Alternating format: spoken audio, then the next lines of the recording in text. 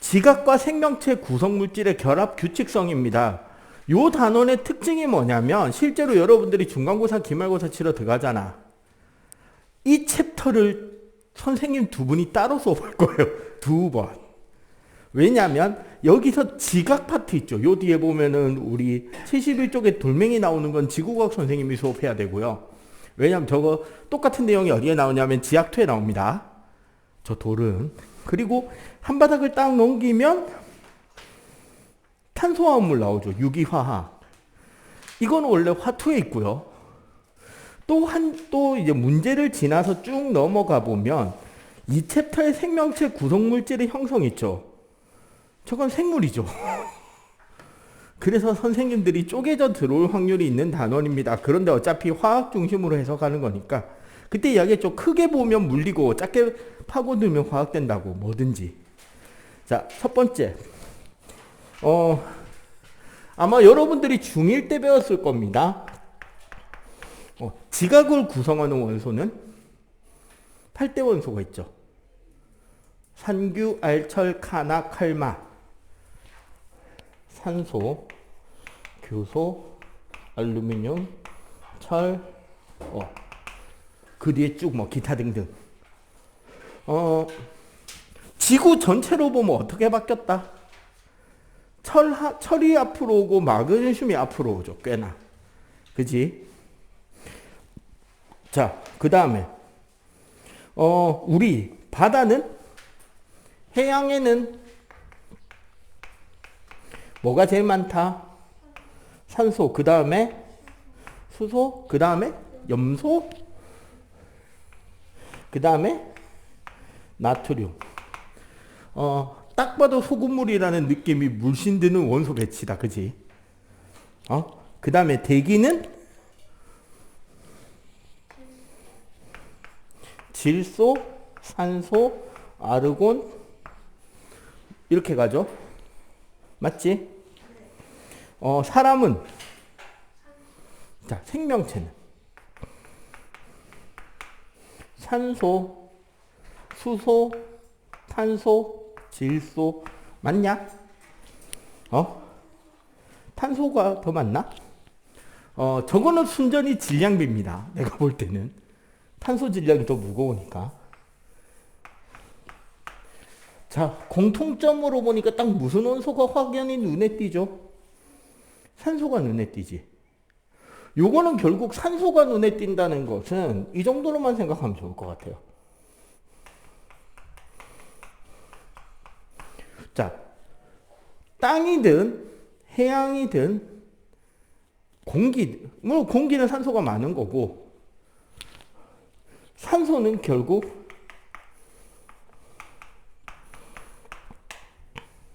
반응성이 크기 때문에 산화물로 존재하기 때문에 그 구성이 많은 편에 속한다라고 보시면 될 것 같아요. 그런데 여기서 우리가 지금 중요하게 봐야 될 원소는 산소가 아니라 14조 원소입니다. 규소하고 탄소예요.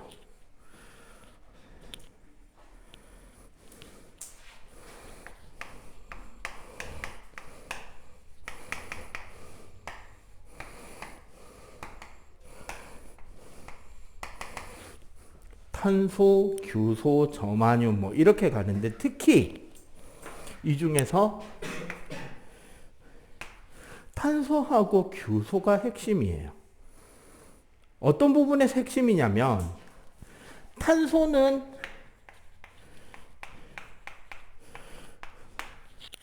우리가 소위 유기물이라고 하는 생명체를 구성하는 물질에서 중심 뼈대가 되는 원소예요. 오죽하면 탄소 화합물을 다루는 유기화학이라는 과목이 대학교에 가면 기초 과목으로 별도로 있습니다. 그리고 저 유기화학을 전문적으로 배우는 화학공학과라는 과가 따로 있어요. 심지어 화학공학과는 뭐 서울대는 어떤지 모르겠는데 선생님이 대학교 입학할 때나 지금도 그렇고 은근히 이공계열 입학 등수해서 중하위권인데 취업은 되게 잘 돼요.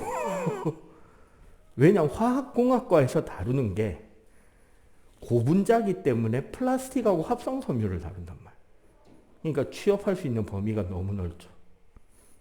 내가 과를 잘못 골라서 고3 때 화분 갈래, 재료 갈래 할 때 재료 갖다가 있어. 자, 규소는 일단 암석, 즉 광물의 핵심이 되는 원소입니다. 왜 얘네들이 뼈대가 되냐? 자, 얘네들이 뼈대가 될 수 있는 이유는 어디에 힌트가 있다? 14족이라는 데 있어요. 14족이 왜? 우리가 앞에서 배운 단원이 뭔지를 떠올리고 14족을 딱 떠올리면 어떤 특징이 있다라고 말할 수 있다? 원자과 전자 몇 개? 4개죠. 얘네들 금속이에요, 비금속이에요? 비금속입니다. 물론 나중에 저만륨 정도 가면 양쪽성 원소라 그래서 소위 말하는 반도체가 되기도 합니다. 규소나 저만륨은. 일단은 비금속이고 원자과 전자가 4개예요. 무슨 결합을 한다? 공유 결합하겠죠? 근데 공유 결합을 할 수 있는 개수가 최대 몇 개다? 4개다인 거야. 자, 14족이라는 말은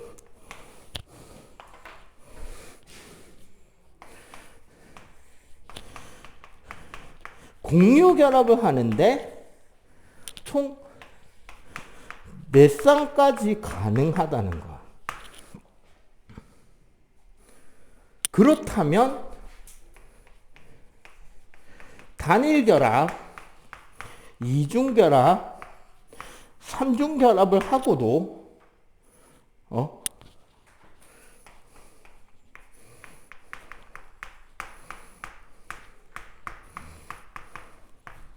간단하게 말해서 사슬구조, 고리구조, 가지구조 등 무수히 많은 다양한 구조를 만들고도 계속 이어질 만큼 된다는 거지. 사중결합은 안 나옵니다. 전자끼리 너무 반발이 심해서. 최대가 3중이란 말이야. 근데 그걸 하고도 다른 방향으로도 연결고리가 남는다고요. 그때 우리 지난주에 루이스 전자잠식으로 분자식 그릴 때 내가 그 이야기 했을 거예요. 중심원자 고르는 법. 뭐를 골라라? 원자과 전자 제일 많은 거 가운데 놓으면 편하다 그랬지. 왜 편하냐면 아무렇게나 연결해도 어차피 답으로 가게 돼 있으니. 최대한 자유롭게 연결할 수 있으니까 그 선택지가 되는 중심 뼈대를 만드는데 최적의 원소가 14족 원소예요. 그래서 암석들은 우리가 규소를 중심으로 만들어집니다. 중학교 때 여러분들 배웠을 거예요. 사실은 안 배웠는데 그 속에 들어있는 거예요. 조암 광물을 구성하는 공통원소는 산소와 규소다라는 게 중등 과학책에 있을걸? 그지? 들었던 거 기억이 있죠? 그리고 참고로 걔네들이 규산염이라는 산소와 규소로 이루어진 이온을 가지고 다른 금속 원소들하고 이온 결합을 해서 만들어진 광물들로 구성이 되기 때문에 공통점이 하나가 더 나옵니다. 조암 광물에 대해서는 뭐냐면요. 조흔색이 다 흰색이었어요. 조흔색. 초벌구이 자기판이라고 하는 그 조흔판에 긁었을 때 나오는 가루의 색. 기본적으로 흰색 베이스는 무조건 들어갑니다. 심지어 흑운모까지도 갈면 흰색 나와요. 그건 뭐다? 규산염 광물이라서. 알겠어요? 자, 요렇게 기본 공통적인 뼈대를 가지고 있습니다. 그래서 우리는 암석의 이야기.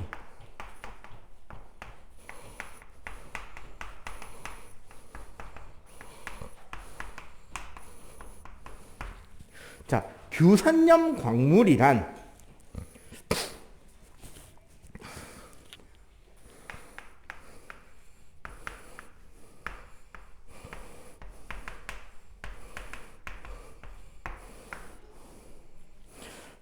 기본적으로 SiO4 단위체예요.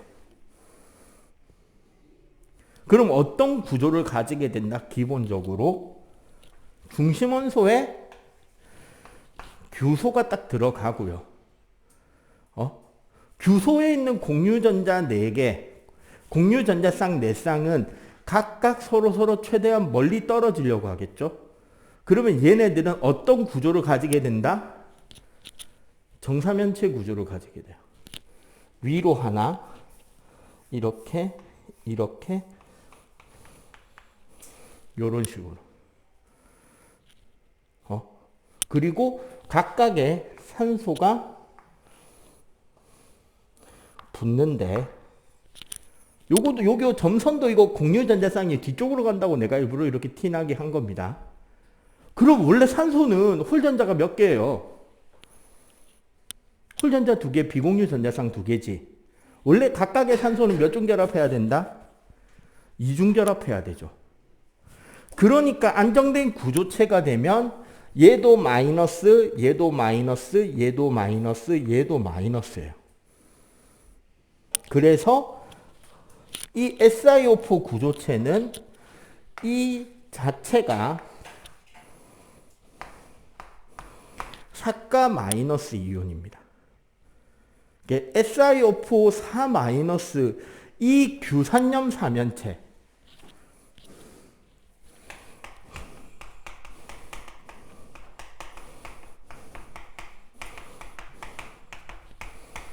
이 규산염 사면체를 중심으로 해가지고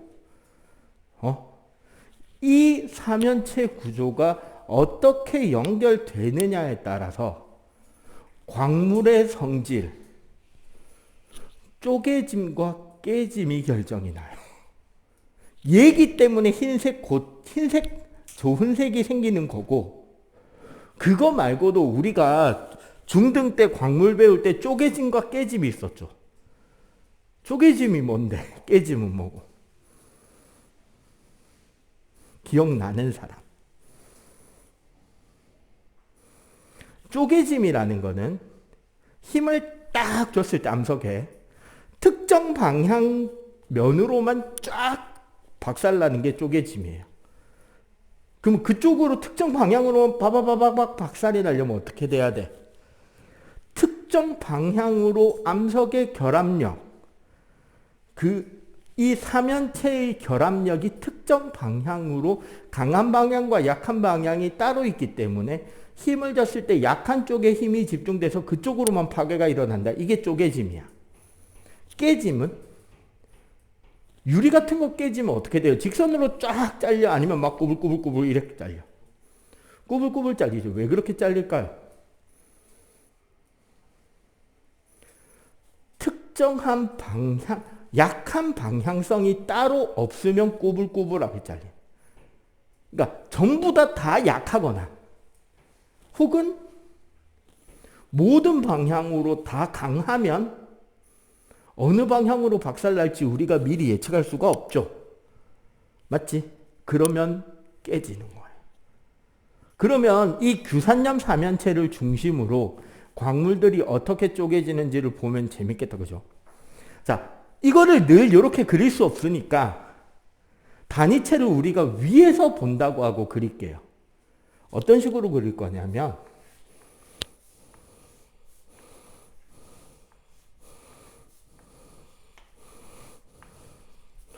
요걸 기본 단위로 잡을게요.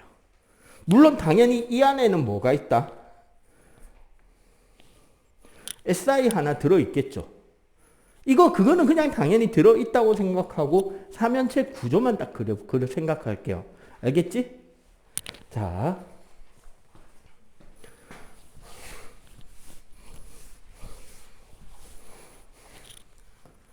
자, 그러면은 하나씩 그림을 볼 건데요. 71쪽 보면 좋을 것 같아요.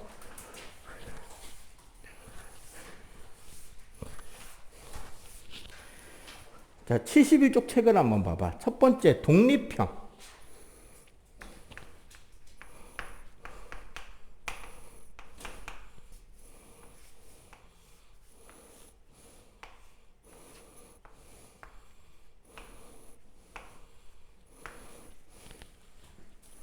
자, 그냥 얘 하나 달랑.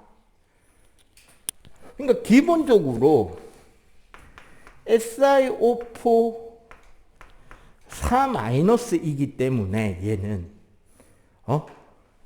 사실 이 앞에 뭐가 붙을 수 있냐면 요 밑에 깔려 있구나.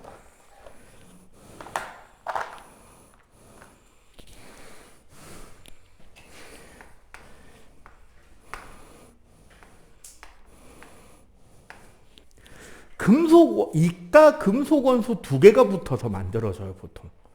그리고 그 앞에 금속 원소가 뭐냐에 따라서 색깔이나 성질들이 바뀔 수 있는 거예요. 그래서 그냥 M2SiO4라고 적었어요. 그럼 이온가스가 맞겠죠? 이가 두 개.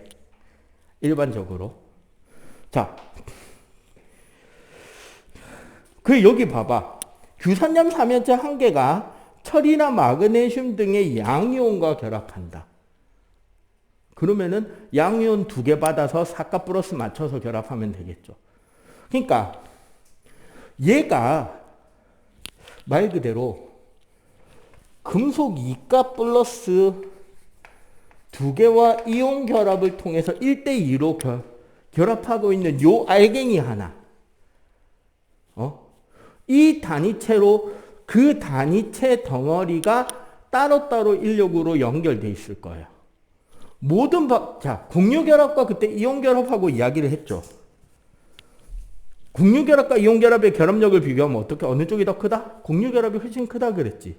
이온결합이 약하다 그랬잖아요. 그러니까 얘는 요렇게 만들어진 알갱이들이 이온결합 정전기적 인력으로 다다다다닥 쌓인 거야. 모든 방향이 다 이온결합이죠. 그럼 얘는 힘을 딱 줘서 박살을 내면 모든 방향으로 박살날 수 있지. 그러면은 쪼개진다, 깨진다? 깨진다가 되는 거예요.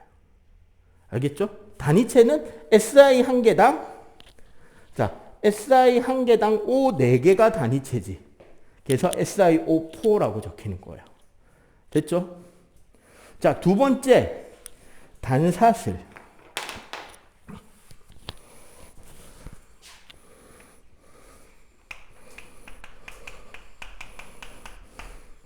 자, 단사슬 구조는 이제 요거 단위체를 좀 작게 그릴게요.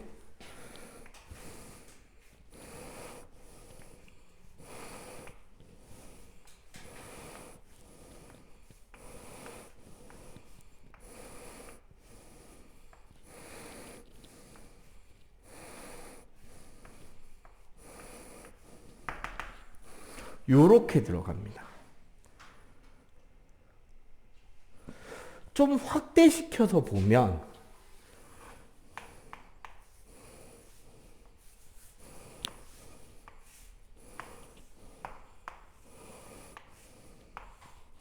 봐봐.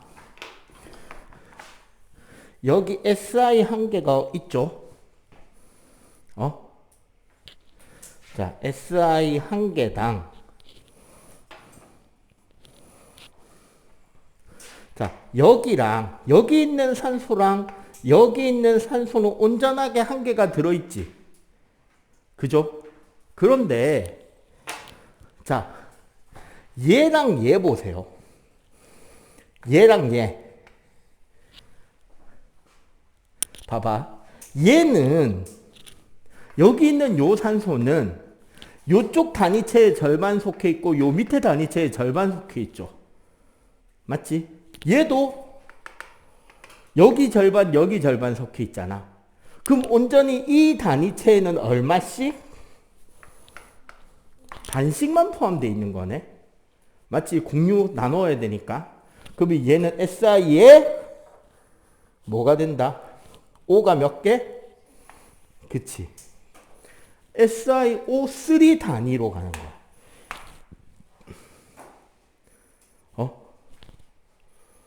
그러면은 2-겠네?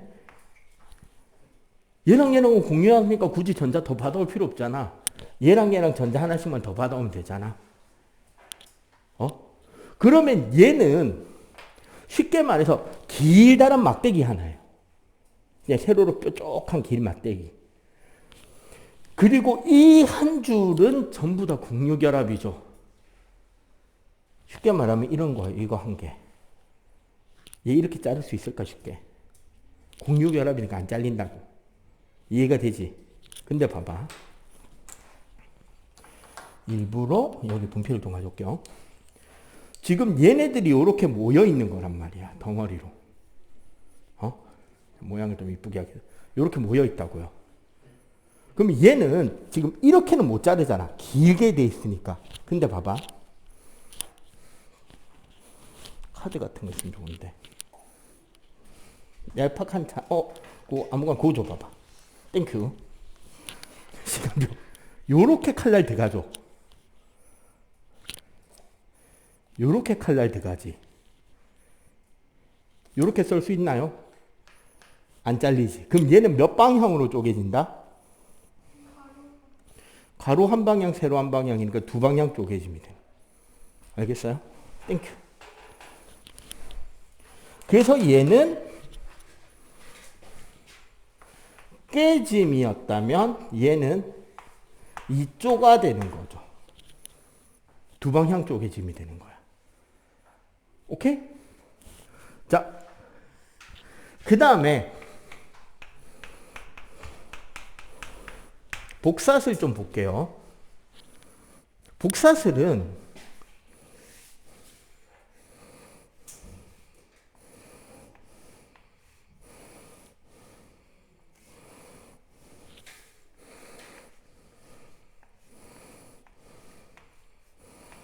그냥 대충 그릴게요. 여기에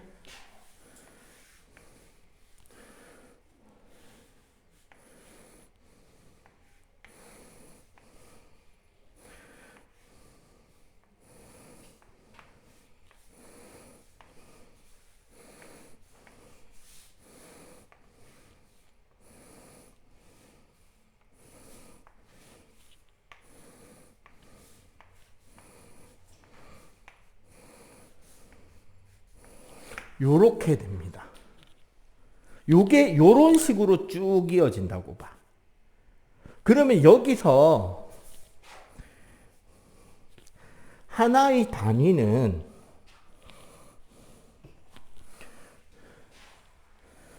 요만큼이 한 단위가 돼요. 그지? 요만큼이 한 단위입니다. 자, 이 한 단위, 똑같이 반복되는 한 단위 안에 SI가 몇 개 들어있죠? 하나, 둘, 셋, 네 개 들어있지. 맞죠? 자, SI가 4개고요. 자, 이제 산소 개수 살립시다. 온전히 안에 다 포함된 산소. 1개, 2개, 3개, 4개, 5, 6. 그리고 잘 봐. 얘는 우리 그 단위체 안에서 공유하고 있죠. 7개. 맞지? 7. 그 다음에 여기 8, 여기 9이에요. 온전히 그 단위 안에 있는 산소 개수. 그리고 반개짜리가 하나, 둘, 셋, 넷. 반개짜리 4개지. 그러면 SI 4개당 산소는 몇 개? 11개짜리 단위가 되는 거야. 참고로 이거 개수까지 외우라고 시키는 변태 선생들은 극히 드뭅니다. 대신에 변화율은 볼 거라고. 그래서 지금 한번 보고 가자는 거죠. 그러면 얘는 조금 쉽게 말하면 여기 적당한 거예요.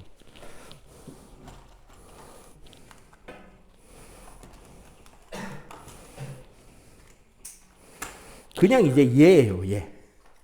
조금 넙대대해진 짝대기. 얘가 똑같이 이런 식으로 붙어 있는 거예요. 조금 넙대대해진. 그럼 칼로키가 한 방향, 두 방향, 이렇게는 안 되지. 맞지?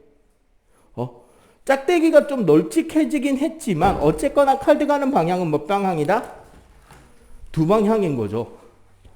그러면은 복사슬 구조도 몇 조다? 2조가 되는 거죠. 오케이? 자, 그 다음에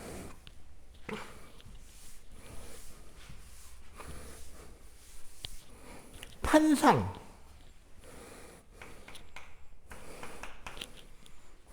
탄상은 뭐냐면 얘가 이렇게 쫙 다 펴지는 거예요. 이쪽 방향으로도. 그러면은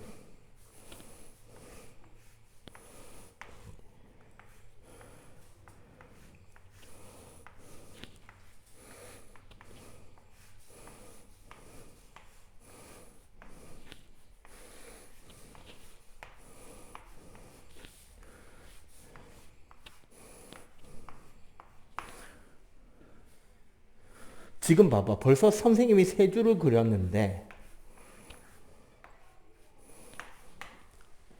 사실 생각해 보면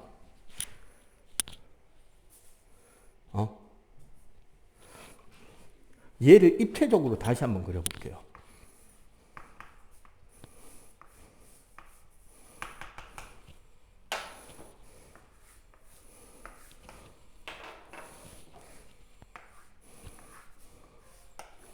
자, 지금 요런 구조잖아. 삼연체니까요. 요 삼연체에 여기 산소, 여기 산소, 여기 산소, 여기 산소잖아. 탄상이라는 말은 요 밑에 요 면 있죠. 이 면에 포함된 얘랑 얘랑 얘는 전부 다 공유되고 있지. 여기 봐봐.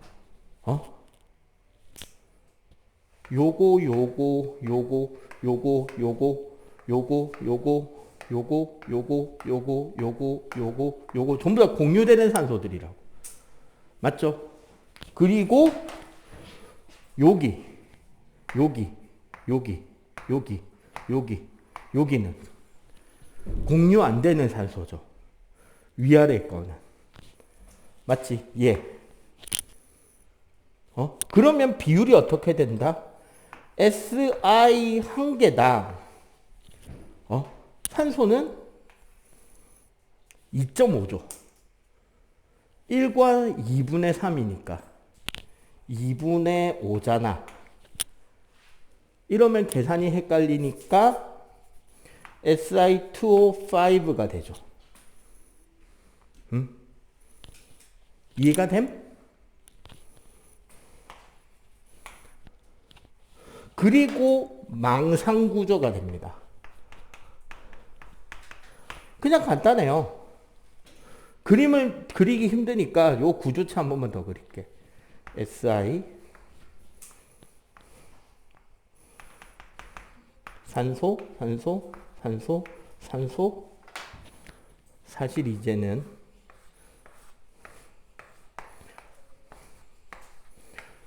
전부 다 공유.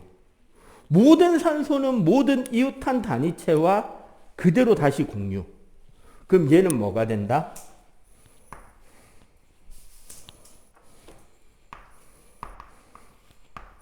SiO2가 될 거 아니야. 자, 근데 잘 봐봐. 망상 구조는 저 끝에 독립형하고 연결해서 보시면 돼요. 쟤는 모든 방향으로 다 이온 결합이라서 다 약했죠. 그래서 어떻게 됐다? 깨졌지. 얘는 모든 방향으로 다 공유 결합입니다. 소위 말하는 공유 결정이 돼요. 그럼 얘는 어떻게 된다? 모든 방향으로 다 강해요. 그러면은 대단히 단단하겠죠. 그래서 깨집니다. 쌤, 탄상형은요?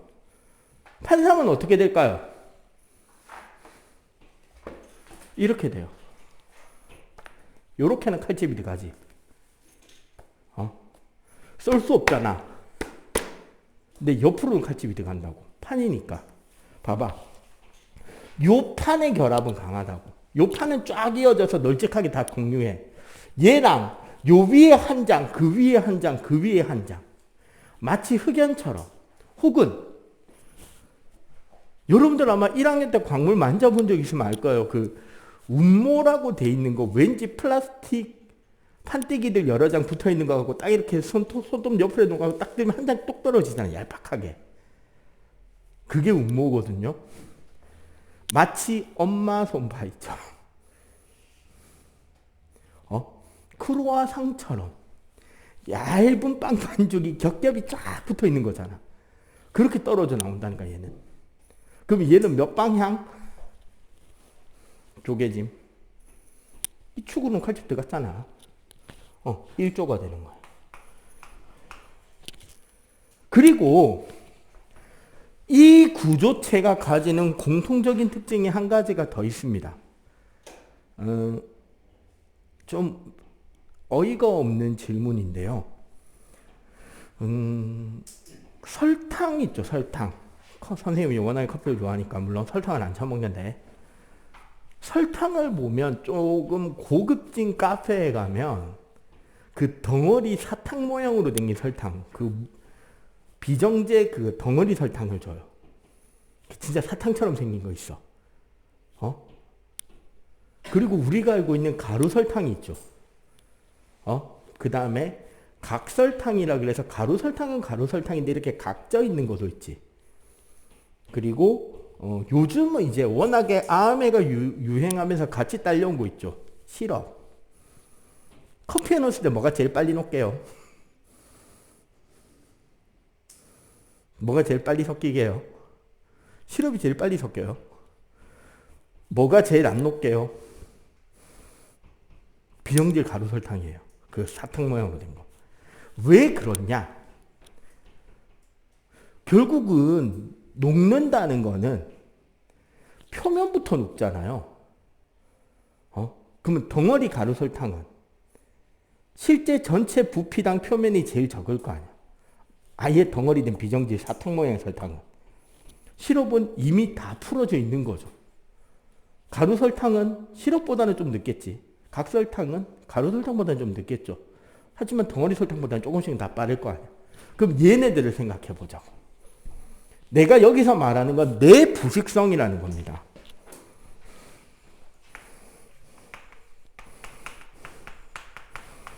내부식성이 아니고요. 여기서 내라는 건 인내할 때의 내입니다. 견디는 힘, 버티는 힘. 부식은 화학 반응으로 인해서 녹거나 어떤 화학 반응이 일어나는 걸 말하는 거죠. 결국 요렇게 봐도 되겠네요. 암석이 풍화되지 않고 버티는 힘. 어디가 제일 잘 풍화되고 어디가 가장 풍화가 안 될까요? 절로 갈수록 풍화가 잘 되고 일로 올수록 풍화가 안 돼요. 왜? 얘 되게 단단하게 다 붙어 있잖아. 그럼 얘 같은 경우는 지금 우리 책에 보면 망상구조 덩어리 봐봐, 그림. 저 안쪽 부분에 풍화는 겉에 게 다 풍화되고 나서 부스러져 떨어져 나가야 그 다음에 안에 걸 녹일 수 있을 거 아니야. 탄상형은 옆에서 스며들 수 있죠. 단사슬이나 복사슬은 그 쪼개지는 면으로 먼저 녹아 들어갈 수 있단 말이야.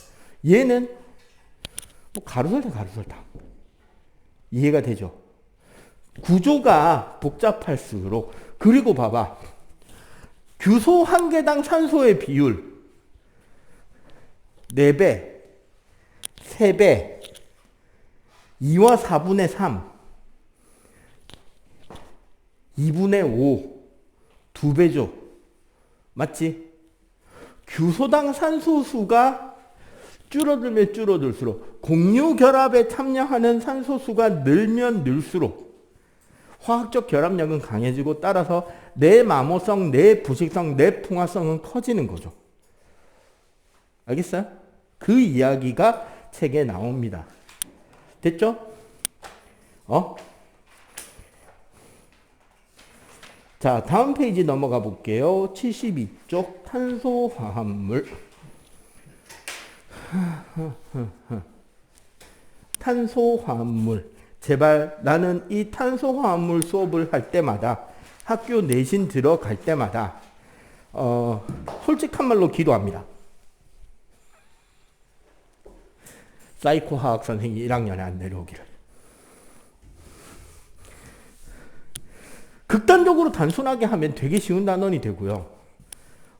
극단적으로 지랄 맞게 하면 화투를 해야 됩니다. 근데 어려운 화투가 아니라 노가다 화투를 해야 돼요.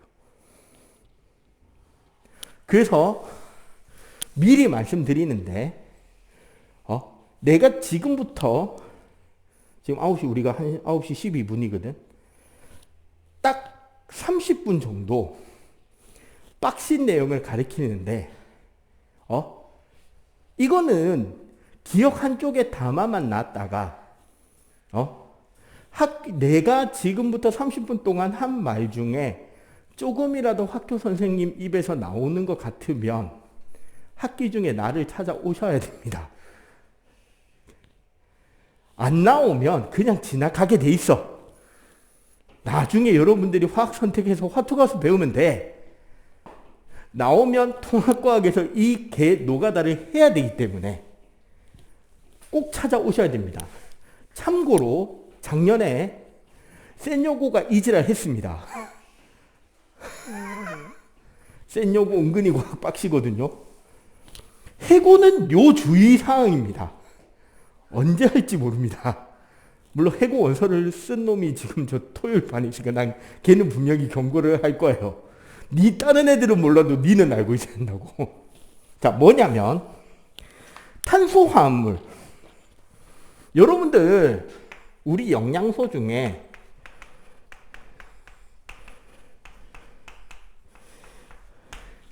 이런 영양소가 있죠. 사실 넓은 범위에서 잡으면 소위 말하는 3대 영양소 모두 다 탄수화물이에요. 왜 3대 영양소가 다 탄수화물이냐?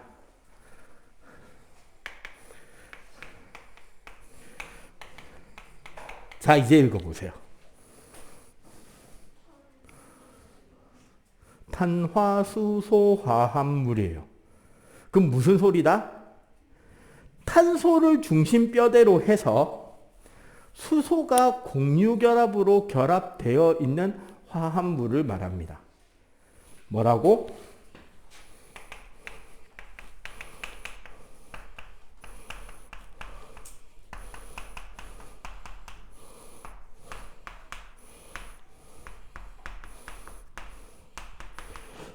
참고로 요거를 진짜 잘 배우잖아요.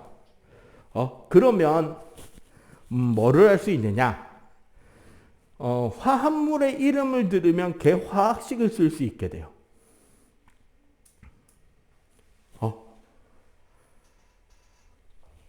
자, 이게 가능한 이유는 탄소의 루이스 전자 점식은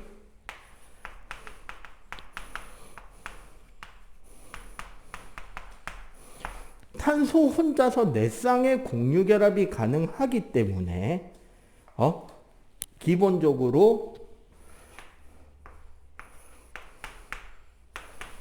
탄소와 탄소 사이에 단일 결합도 되겠죠.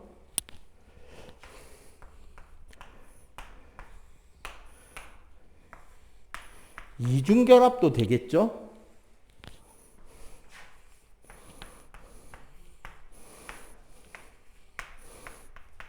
삼중 결합도 되겠죠.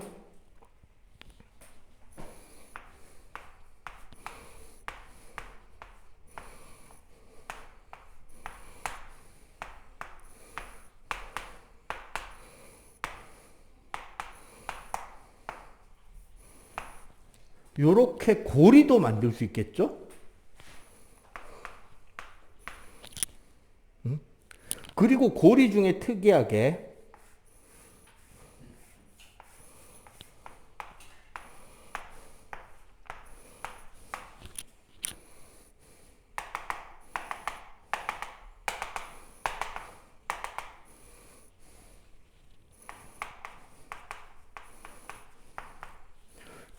2.5중 결합이라고 하는 결합 구조로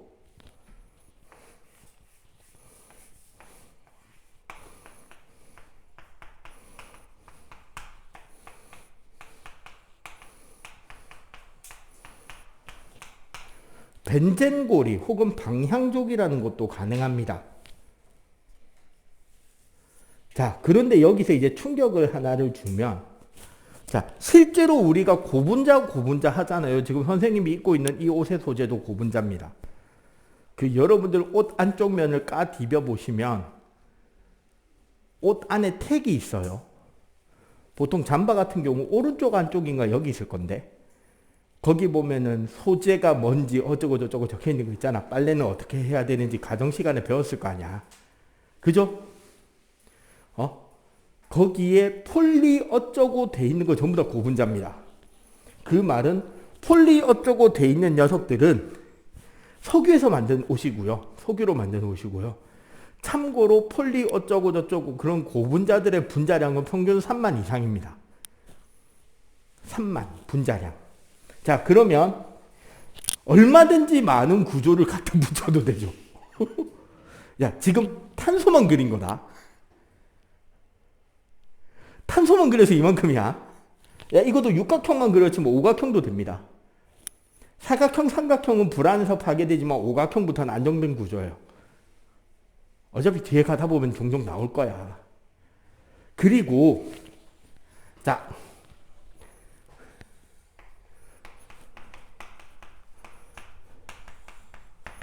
탄소 개수에 따라 이름이 바뀝니다. 탄화수소 화합물은 1개, 2개, 3개, 4개, 5, 6 정도만 외워도 충분합니다. 원래 10개까지 있는데 통과에서는 6개 정도까지만 할게요. 자, 1개가 메타예요. 2개가 에타예요. 3개가 프로파예요. 4개가 뷰타예요. 자, 5개 짜면 나 장담하는데 저 새끼 웃을 거야. 5개가 뭐일 것 같아? 펜타예요. 오, 반응을 안 하네, 이 새끼. PC방을 별로 안 다니나 보고. 그 부모님의 안부를 묻는 온라인 게임이 있습니다. 그 아침마당에도 나왔던 대단한 인물이 있죠. 우리나라 프로스포츠 연봉 1위에 빛나는 이상혁 씨.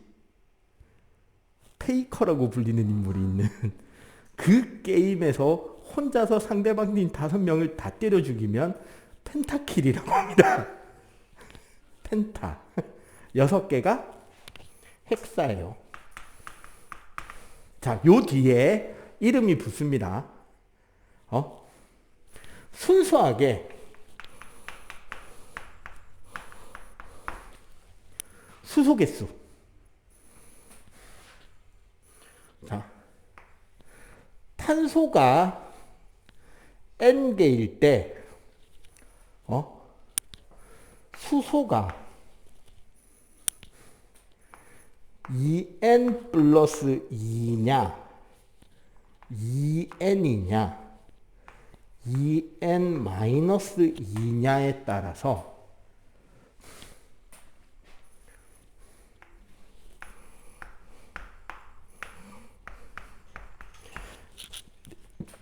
애인, 옛날에는 이걸 안이라고 불렀거든요.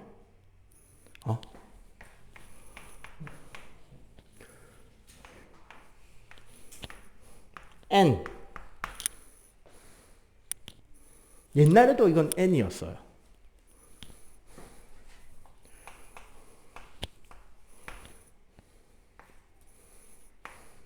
아인. 옛날에는 그냥 인이라고 불렀는데 요즘은 아인이라고 부릅니다. 이 두 개를 조합하면 우리가 알고 있는 물질들의 이름이 나와요.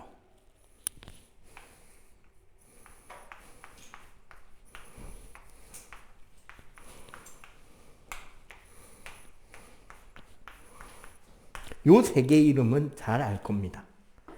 맨 위에 거를 우리가 뭐라 부르죠? 이거는 계속 우리 빅뱅부터 해서 몇 번 나왔잖아요. 맨 위에 이물질의 이름이 메테인이죠.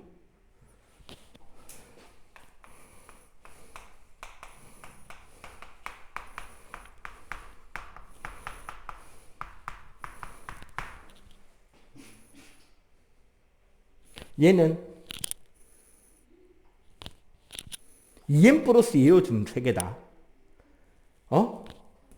세 개, 아니, 얘가 뷰테인이죠. C4, 네 개가 뷰타. 얘가 뷰테인이고, 얘가 프로페인이에요. 우리네 어르신들이 부르는 이름으로는, 자, 얘가 프로판이고 얘가 부탄이. 프로판가스, 부탄가스 할 때 그 가스들이라고. 대표적인 석유가스들. 자, 그 다음에 좀 특이하게 CN계에 H가 2N 플러스 1에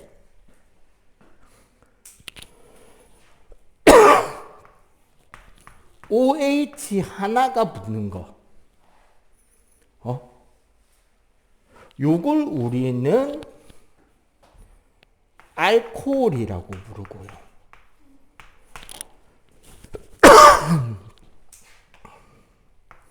여기를 알킬이라 부르는데, 그러니까 요 A인에서 수소 하나 떼낸 거를 알킬기라 그래요. 좀 이따가 나올 거라서. 그리고 그 수소 하나 떼낸 자리에 OH 히드록시기 혹은 하이드록시기라고 부르는데, 이게 이제 명칭이 하도 많이 바뀌어서 나도 모르겠어요. OH가 공유결합으로 붙으면 알코올입니다. 조심해야 되는 거. 이온결합으로 붙으면 염기성이죠. OH가 이온결합이면 염기성인데 공유로 붙으면 알코올이 돼요. 이게 OH가 한 개 붙는 걸 우리는 알코올이라 부르고, 두 개 붙는 게 있어요. 이걸 이가알코올이라 부르는데 글리콜이라 부르고, 세 개가 붙는 게 있어요. 글리세린입니다. 되게 들어본 것 같지 않냐? 글리세린. 뭐? 지방할 때 지방산과 글리세린. 뭐 그런 것도 배웠잖아. 그게 이제 여기서. 그럼 봐봐. C2H5OH면 뭐라 불러야 될까요? 에탄올. 봐봐. C가 두 개잖아. 그럼 에타잖아. 에틸 알코올. 그러니까 에탄올. 그러면 CH3OH면 그치. 얘가 메탄올. 메틸 알코올. 알겠어요? 여기서 더 배우면 화투입니다. 근데 요까지만. 딱. 요거 비슷한 내용을 조금이라도 학교 선생이 떠드는 것 같다. 그리고 그거 말고 여러분들 수행평가 과제로 이걸 이용해서 거의 대부분 한 60% 이상이 나오는 게 있어요. 특정 화학식으로 만들 수 있는 분자식 여러 개 그리기. 예를 들어서 이중결합이 들어간다 치자. 그럼 이중결합이 몇 번째 결합이 들어가느냐에 따라서 분자 성질이 바뀌어요. 근데 조심해야 될 건 얘를 회전시켜도 되니까 정해진 자리는 몇 개 없게 돼요. 맞지? 그 다음에 우리 책에 봐봐. CH4 메테인에 염소가 하나 붙은 게 클로로메테인, 두 개 붙은 게 염화메틸렌, 세 개 붙은 게 클로로포름, 네 개 붙은 게 사염화탄소예요. 봐봐. 지금 우리 여기서 여기까지는 주로 수소 이야기했잖아. 그리고 거기서 수소 대신에 OH 하나 붙인 게 알코올이라 그랬죠. 그러면 수소 대신에 17조 원소가 붙으면 또 다른 물질의 성질이 나온다는 거야. 그리고 이게 지금 저기 있는 탄소가 한 개잖아. 한 개의 염소가 붙는 개수가 바뀌어서 물질의 개수가 이름이 바뀌고 성질이 바뀌죠. 자, 탄소가 여러 개야. 그러면 염소가 끝에 붙었냐, 두 번째 붙었냐, 세 번째 붙었냐에 따라서 성질이 달라지겠죠. 산소가 끝에 붙었냐, 중간에 연결 다리로 붙었냐에 따라서 성질이 달라진다고. 산소가 정가운데 붙었냐, 살짝 옆쪽에 붙었냐에 따라서도 바뀌겠지. 그죠? 자, 분자량이 작은 것만 해도 이렇게 되게 여러 가지 그려지는데, 분자량이 한 3만씩 되면 어떻게 될까요? 분자량이 3만, 4만, 5만이 되는 분자에서는 어떻게 될까요? 원소 하나 옆에다 붙이는 것만으로도 성질이 바뀌지. 그게 다 신소재, 신물질이야. 해마다 전 세계에서는 수천, 수만 가지의 신물질이 개발되고 버려집니다. 왜? 내가 원하는 물질 성질이 아니거든. 근데 그렇게 해서 만들어진 어떤 물질이 시간이 지나서 전혀 다른 용도로 쓰이기도 합니다. 극단적인 예가요. 여러분들 혹시 위에 이제 누나나 언니가 있다고 가정하고 그들이 결혼한다고 그러면 이제 여러분들 부모님, 특히 어머니가 그 성형외과에 가서 시술 받는 게 있어요. 보톡스라고. 그죠? 들어본 적 있죠? 보톡스의 정체는요, 르네상스 시대에 만들어진 마비독입니다. 톡스가 톡신이에요. 독이에요, 독. 대신에 그 당시에 보톡스는 일단 순도가 높지 않았고요. 나폴레옹 당시에 보톡스는. 그리고 이거를 먹여서 사람을 죽이려면 한 거의 70ml 이상을 부어 먹여야 돼요. 거의 음식에 소스 붓는 만큼 부어야 돼. 자, 그 정도면 들키지. 그지? 근데 요즘은 이제 그거보다 훨씬 더 높은 순도, 높은 농도의 보톡스를 만들 수 있게 됐는데, 그래도 얘 갖고 죽이려면 되게 꽤나 많은 양을 먹여야 돼요. 근데 그 먹여서 죽는 이유가 얘가 흡수되면 근육이 마비가 와서 뻣뻣하게 펴져요. 이완된 채로 굳어버리는 거야. 이게 심장 근육이 이완돼서 굳으면 심장마비로 가는 거잖아. 횡격막이 굳어서 뻗으면 사람이 숨을 못 쉬고 가는 거예요. 그런 용도로 개발된 독이야. 그 당시에는 별 소용이 없었겠죠. 근데 이거를 피하 근육에 살짝 그 농도를 매우 묽게 희석시킨 뒤에 피하 근육에 꼭꼭꼭 했더니 여기에 근육이 이완되고 늘어나서 그대로 굳어버리네. 팽팽하게 펴진 채로. 주름 제거. 같은 물질인데 전혀 다르게 쓰잖아. 미성년자들한테 이런 이야기를 하는 것도 우습지만,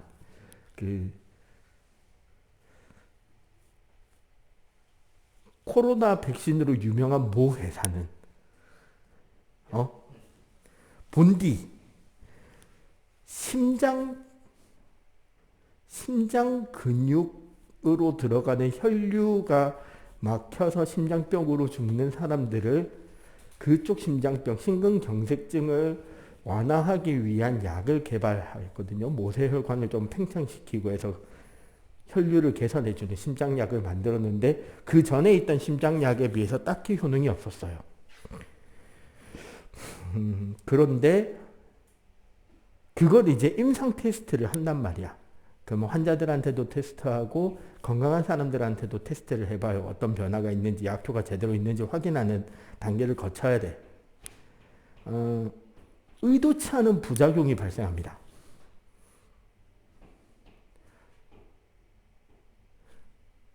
남자들이 아침에 겪는 부끄러운 상황이 환자들에게 나타난 거예요. 그리고 그 외에 다른 부작용이 없었기 때문에 그 회사는 단지 그거를 기능화해서 다시 식약청에 등록을 해서 허가를 받고 그쪽으로 약을 팔게 돼서 대기업이 된 회사예요.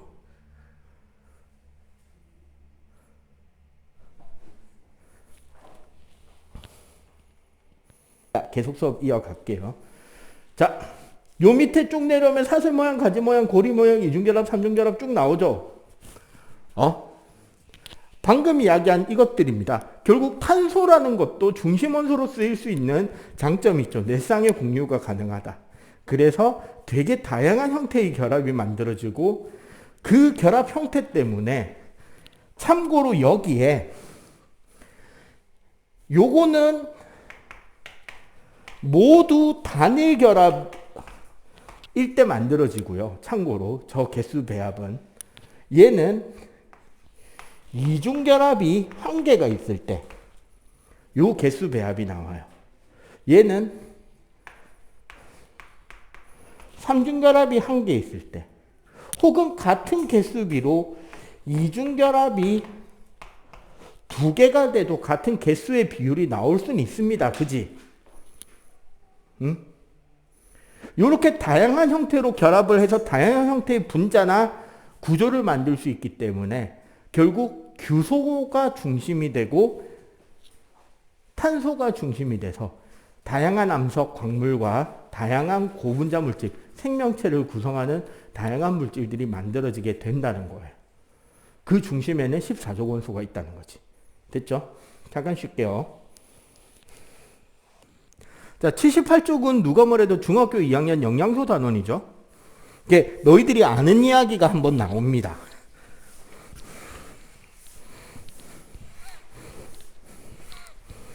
자, 빨리 지우고. 자, 볼게요. 자, 처음부터 이제 탄단지 그리고 핵산이 나옵니다.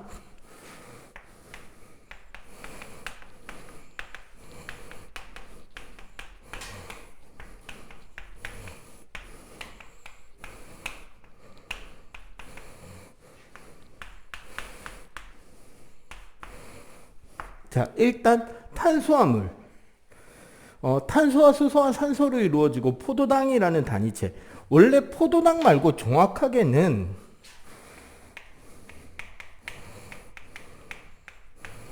단당류라고 합니다. 그래서 우리가 중학교 때 배운 거는 포도당, 엿당, 녹말이잖아. 녹말이 엿당이 되고 엿당이 우리가 이제 포도당이 된다 그랬잖아요. 정확하게는 엿당 같은 거를 이당류라고 부르고요. 포도당 같은 거를 단당류, 그리고 녹말을 다당류라고 부릅니다. 좀 더 구체적, 저 밑에 가서 이제 우리가 단위체 개념을 할 때 이제 언급을 할 건데요. 지금 미리 하자. 어차피 나온 김에.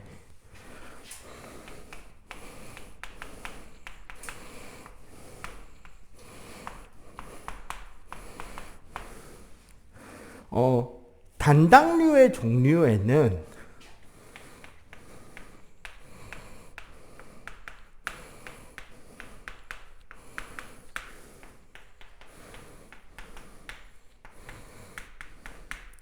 포도당과 과당과 갈락토스라는 녀석이 있어요. 얘네들은 쉽게 말하면 이제 보통 우리가 요런 육탄당이라고 탄소 6개짜리 당분입니다. 수소와 산소가 붙어 있는 거나 구조가 조금씩 다르기 때문에 성질이 다른 거예요. 공통점은 단당류 다 답니다. 참고로 우리 이런 음료수들 있잖아요. 응? 요런 거 딱 뒤에 보면 대부분 적혀 있어요.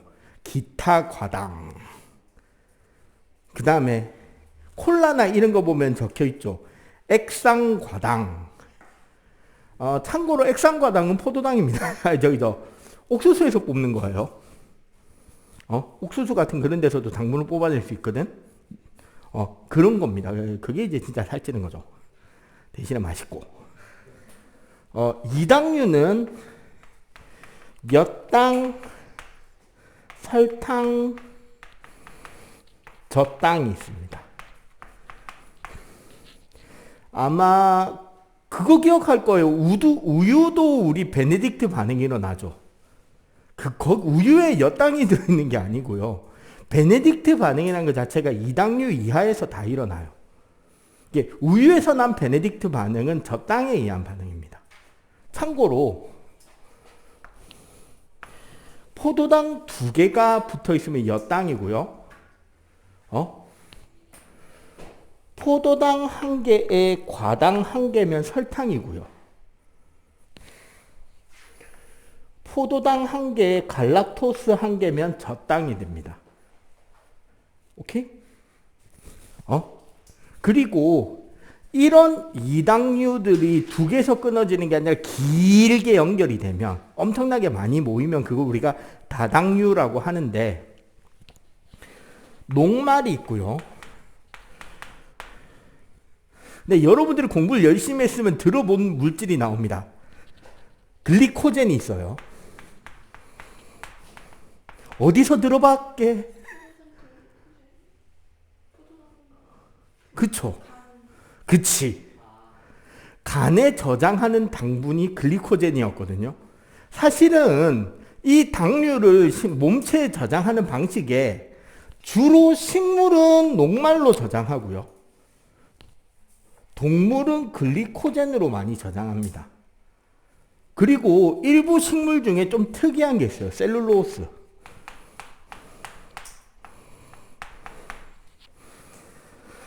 소위 저게 그거죠. 식이섬유. 사람은 소화 못 시키는 다당류입니다. 근데 소화시킬 수 있는 종류가 있어요. 셀룰로스를 소화해서 양분을 쓸 수 있는 동물들이 있습니다. 소위 반추동물이라고 부르는 애들 있어요. 되새김질하는 애들. 누구? 소, 염소, 양. 이런 애들 종이조도 먹잖아. 종이 성분이 사실 셀룰로스거든요. 이런 애들, 자, 구조가 다르다는 거지. 저 맨 밑에 봐봐. 78쪽 맨 밑에. 녹말 글리코젠 셀룰로스. 단위체가 붙어 있는 구조가 다르죠. 하지만 얘네들은 다 공통적으로 뭐다? 이런 것을 다 당류라고 부르는. 그래서 우리는 탄수화물을 보통 이제 고등과정 이상이 되면 당류라고 부릅니다. 오케이? 됐나요? 그리고 얘는 에너지원이죠.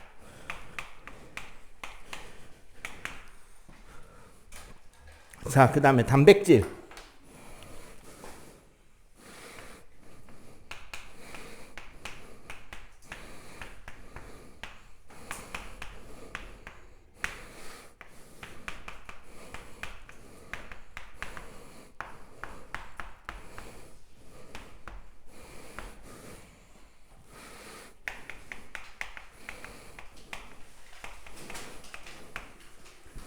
자, 우리 몸을 구성하는데 가장 많이 쓰이는 게 단백질입니다.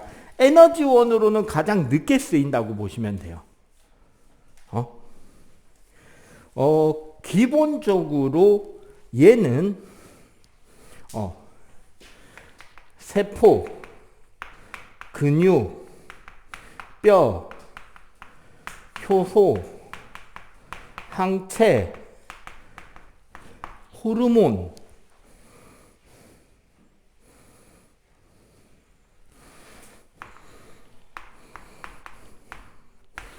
우리 몸에 필요한 건 다 만듭니다.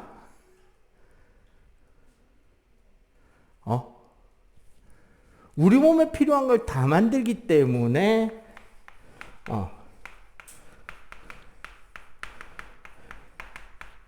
지금 여러분들한테 제일 중요한 거죠. 그래서 고기 반찬을 많이 먹는 거를 욕하면 안 됩니다.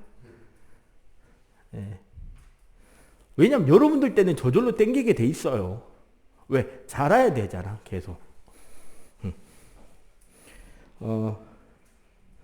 되게 다양합니다. 헤모글로빈도 이거고, 콜라겐도 이거고요.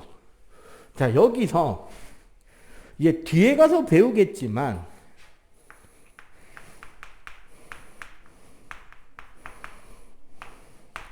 아미노산은 자 중심 원소로 탄소가 들어가고 자 이제 본격적으로 구조식이 나오죠. 탄소 위에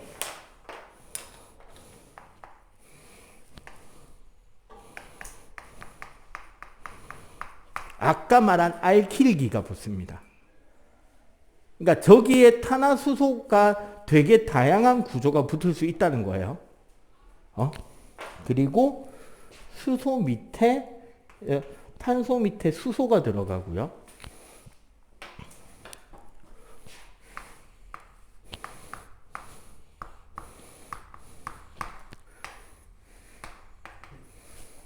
여기에 뭐라고 적혀 있냐?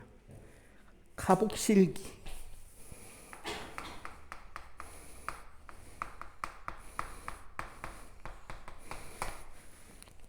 카복실기. 산입니다. 개인적으로 내가 제일 싫은 포인트 중에 하나가 여기에요. 내가 너희들 나이 때부터 본격적으로 화학 공부를 했을 거란 말이지. 정확하게 난 중2 때부터 과거 친다고 공부를 시작했었으니까. 내가 알고 있는 얘 이름은 5개인가 6개인가 돼요. 카복실기, 칼복시기, 카르복실기, 카복실기, 카복시기. 조금씩 교과서 개편될 때마다 명칭이 바뀌어. 나도 헷갈려 이제.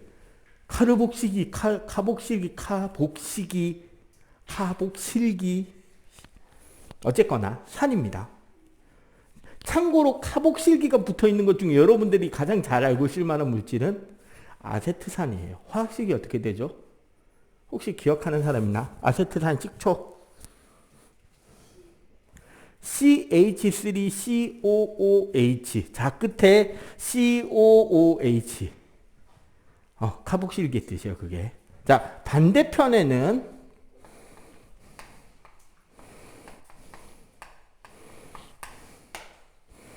요게 아미노기입니다. 암모니아에서 수소 하나 떨어져 나온 구조다, 그지? 그럼 얘는 무슨 성?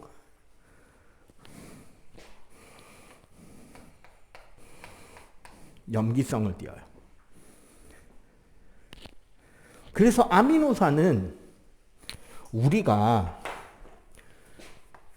20종류가 있거든요. 사람한테 필요한 게. 그럼 그 20가지는 누구에 의해서 결정된다? 되게 딱 이 구조를 보면 누가 결코 20가지를 만들어줄 것 같아?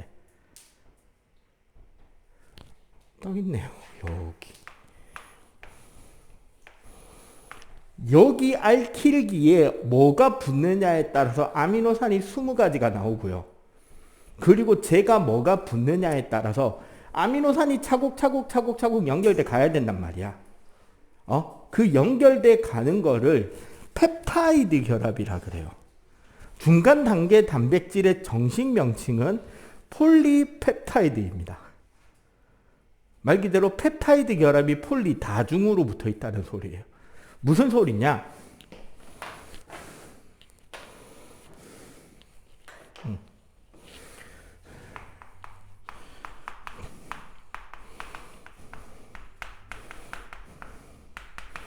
자, 펩타이드 결합이란 봐봐.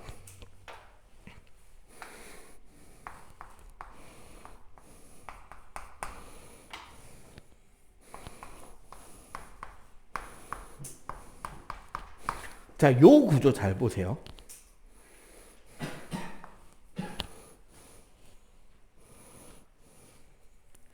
어딘지 알겠지? 1번 아미노산의 카복실기, 2번 아미노산의 아미노기입니다. 여기에 순수하게 화학 반응을 일으키려면 제일 좋은 촉매는 진한 황산이거든요. 탈수 축합이라 그래가지고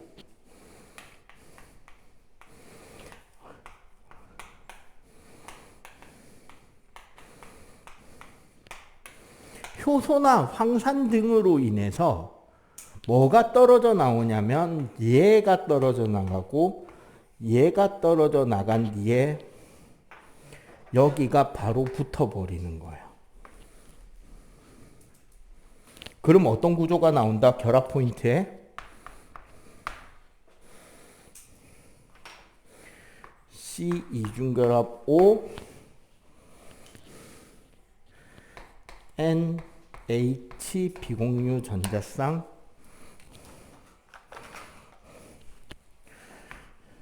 여기가 이렇게 결합되겠지.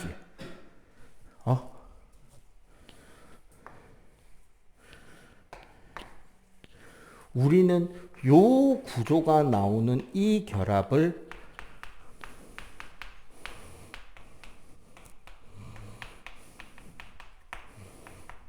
펩타이드 결합이라고 합니다. 그래서 얘가 무한 반복되면 단백질이 되는 거고, 한 10개, 대여섯 개에서 10개 정도 붙어 있는 게 우리 이제 위에서 단백질 첫 번째 분해했을 때가 한 대여섯 개 붙어 있는 거. 그 다음에 위에서 그러면 한 번 더 분해하고 12지장에서 트립신에 의해서 또 한 번 분해하잖아요.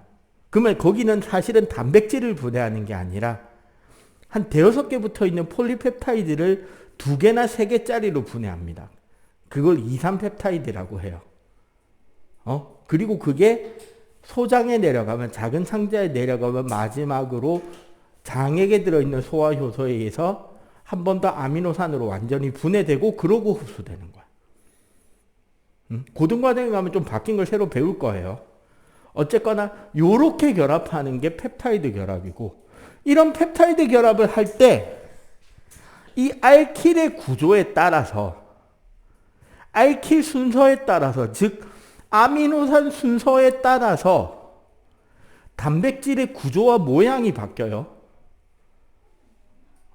단백질 덩어리의 구조와 모양이 바뀌면 그 단백질 덩어리가 할 수 있는 역할이 바뀝니다. 통합과학을 통틀어서 가장 내가 많이 말하는 유전적 질병이 하나 있어요. 한 1년 내도록 그거 챕터별로 따지면 한 3-4번 나옵니다. 남모양 적혈구 빈혈증이라고 있어요. 뒤에 가면 나오는 유전병인데, 이건 뭐냐면 정상적인 염기서열이 아니라 염기서열 하나가 잘못 돌연변이로 연결이 되면서 아미노산의 종류가 하나가 바뀌어요. 그 결과 보통 우리가 헤모글로빈의 구조가 어떤 구조냐면, 그 우리 컵홀더 4개 꽂아놓은 거 있지. 구멍 4개짜리 딱 컵 4개 꽂을 수 있는 그 구조. 원래 그렇게 해서 4개만 딱 들어가는 그 그릇 모양으로 적혈구 헤모글로빈이 만들어져야 되는데, 이게 잘못해서 연결이 돼, 길게. 그러면 적혈구 모양이 동그랗게 나오는 게 아니라 이렇게 뾰족하게 초생돌 모양으로 나와요. 그리고 얘네들은 혼자 다 떨어져서 다니는 게 아니라 지네들끼리 엉켜. 그래서 모세혈관이나 그런 데 걸리기도 하고, 산소 운반 능력이 정상 적혈구에 비해서 많이 떨어져요. 그래서 빈혈이 와. 이게 남모양 적혈구 빈혈증인데, 그게 뭐냐면 알킬기가 다른 게 하나 꽂혀서 그런 거예요. 따지고 보면 염기서열의 하나가 잘못된 건데, 그 결과로 아미노산이 하나 다른 게 꽂히고, 아미노산이 다른 게 꽂히니까 단백질 구조가 바뀌겠지. 그러면은 그 단백질이 원래 해야 될 역할을 못하게 되는 거예요. 그리고 이게 이제 나중에 진화론 할 때 언급이 될 건데, 남모양 적혈구 빈혈증에서 가장 재밌는 포인트는 이 빈혈증 환자, 즉 이 빈혈증에 대한 유전인자를 가지고 있는 사람한테는 말라리아가 안 걸려요. 그래서 말라리아가 많이 창궐하는 중앙아프리카 지역에 유독 남모양 적혈구 빈혈증 유전인자 비율이 다른 지역보다 높습니다. 왜? 그 사람들한테 말라리아가 해가 될 게 아니죠. 빈혈이 있지만 말라리아는 안 걸리는 사람인 거예요. 맞지? 뭐 해서 계속 언급될 겁니다. 자, 저기 헤모글로빈 분자 구조, 콜라겐 분자 구조, 이게 알킬기에 따라서 다른 구조로 만들어진다는 것까지 배워주시면 되는 거예요. 됐지? 미리미리 뒤에 부분을 연결해서 갈게요. 자, 앞에 거 지워도 되죠? 자, 그 다음에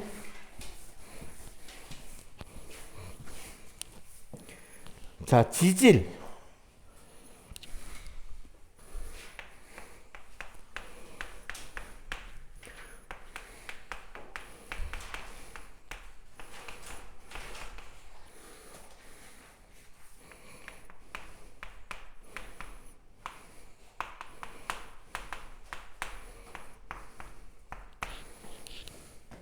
중성지방 인지질 스테로이드.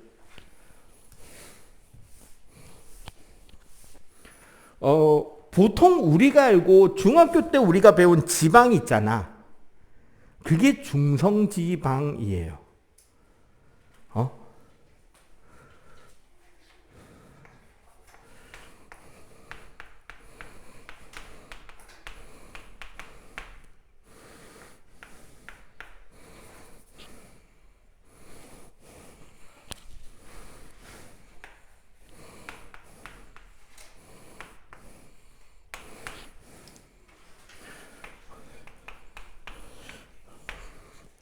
자, 중성지방의 경우 우리 몸의 에너지를 저장하는 데 사용됩니다. 그램당 9kcal의 에너지가 저장되기 때문에 실제로 사실은 탄수화물을 많이 먹었을 때 지방이 제일 많이 축적이 돼요. 그러니까 우리가 여러분들 아마 학교 급식실에 그거 본 적 있을 거야. 청소년 권장 칼로리, 일일 권장 칼로리 양 적혀 있고, 뭐 오늘 이 점심 식사가 몇 칼로리다 적혀 있죠. 심지어 메뉴별로 얘가 몇 칼로리, 얘가 몇 칼로리, 정량 얼마 해가지고 적혀 있잖아. 간단하게 말해서 다이어트라 내가 하루에 먹은 열량보다 내가 많이 쓰면 살이 빠집니다. 그리고 내가 하루에 먹은 양보다 내가 덜 움직이면 살이 찌는 거예요. 이거는 만고불변의 진리예요. 살 잘 찌는 체질, 안 찌는 체질 있긴 합니다. 있긴 합니다, 물론. 그건 되게 특이한 케이스고 기본적인 건 그거예요. 살 찌는 체질, 안 찌는 체질은 어떤 차이냐면 쉽게 말하면 시체놀이 해도 몸에서 에너지 소비를 많이 하는 사람이 있고 적게 하는 사람이 있는 거예요. 근데 그거는 되게 얼마 차이 안 나, 실제로는. 그냥 단적으로 많이 움직이면 안 찝니다. 선생님 고3 때 지금 선생님이 하루에 먹는 양의 한 2배를 먹었거든. 근데 지금 몸무게가 선생님 고3 때 몸무게의 거의 2배예요. 그때는 그만큼 많이 쓴 거야, 에너지를.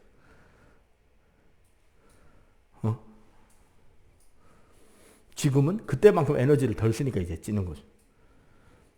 그러면은 결국 당뇨를 많이 먹어서 열량이 많잖아? 그러면 그게 몸에 흡수해서 혈당 조절을 위해서 간에 글리코젠으로 저장하고 그러고도 남으면 피하 지방으로 오는 겁니다. 오케이?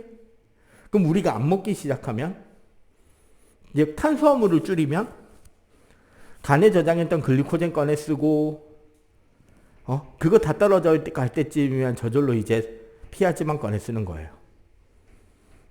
오케이? 그렇게 해서 피하 지방까지 다 꺼내 썼는데도 부족하다. 이러면 이제 어디 매몰된 상태거나 극단적인 단식 투쟁을 하고 있거나 뭐 그렇게 되겠지. 그러면 그때부터 이제 뭘 쓰냐면 내장 기관의 단백질을 소화시켜. 그러면 이제 건강이 안 돌아오는 거야.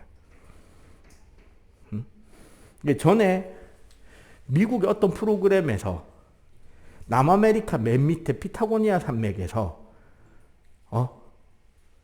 가장 오래 다른 보급 없이 생존해 있는 사람 1인한테 엄청난 상금을 주겠다고 하고, 쉽게 말하면 그 나는 자연인이다 미국 버전 다큐를 찍었는데 1등인 사람, 캐나다 오데호 부근에서 보트 만드는 아저씨인데 이미 그 사람은 시골에서 거의 나는 자연인이다급으로 생활하시던 분인데 미군 서바이벌 교관, 뭐 생물학자, 약사, 다 쫓아내고 이길 수 있었던 가장 큰 이유는 덩치가 이만했어.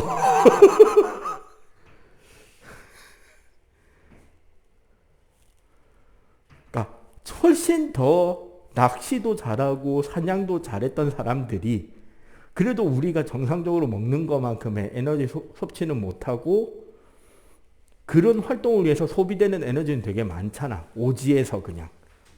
혼자 자기가 뭐 집 대충 지어놓고 그렇게 살아야 되는데. 그래서 60 며칠째 마지막 한 명이 포기하는 바람에 한 명이 포기했나? 마지막 후보자가. 자기 아들 생일이 다 됐는데 자기는 아들 보러 가지도 못한다고 마지막에 포기해서 1등 했는데 체형이 이렇던 사람이 이렇게 바뀌었더라고. 중간에 이런 몸매로 출발했던 사람은 체중이 너무 급속히 감소하고 있다. 중간에 의사들이 보고 탈락. 해서 쫓겨난 사람이 어딘데 이렇게 출발한 사람은. 그 전에 그 방송에서 그러잖아. 김준현 씨. 전에 방송에 의사가 자기는 한 보름 정도 그거 단식해도 보름 정도 물하고 소금만 먹어도 빈혈조차 안 올 몸매라고. 자, 에너지 저장되는 게 피하가 그래서 큰 거예요. 얘는 기본적으로 아까 말한 글리세린 구조에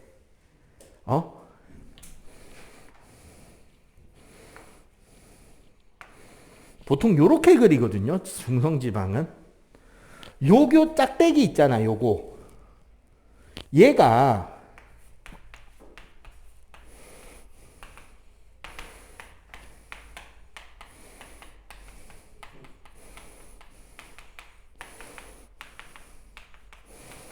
요거예요. 이걸 우리가 지방산이라고 하는 거야. 탄화수소 짝대기를. 그러니까 이 탄화수소 짝대기가 몇 개 있는 거다? 3개 달려 있는 걸 우리는 지방, 중성지방이라고 합니다. 인지질. 인지질은 우리 몸에서 어떻게 쓰이냐면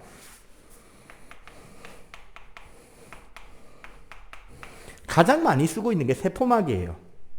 세포막, 핵막, 미토콘드리아막, 염록체막. 막 성분으로 쓰는데 얘는 어떤 구조냐면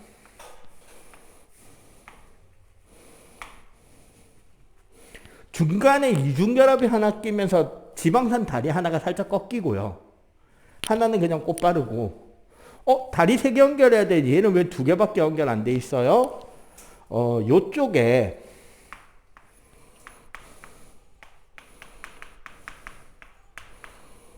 인산이온이 붙어 있습니다. 그래서 인지질이에요. 자, 그러면 여기는 인산이온이니까 여기는 친수성이겠죠? 그럼 이쪽은 탄화수소잖아. 그럼 여기는 물 싫어하는 소수성이 됩니다. 그래서 제가 이중구조가 돼서 우리 세포막 되고 하는 거예요. 오케이? 자, 스테로이드는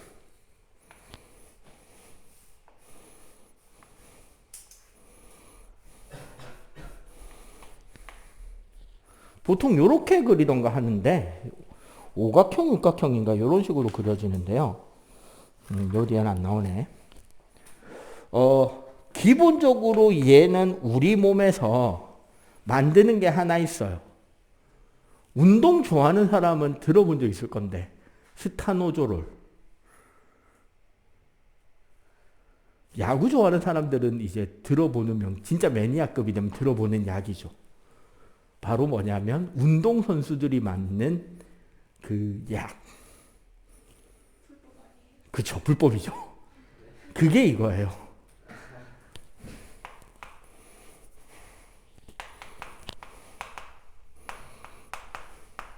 성호르몬.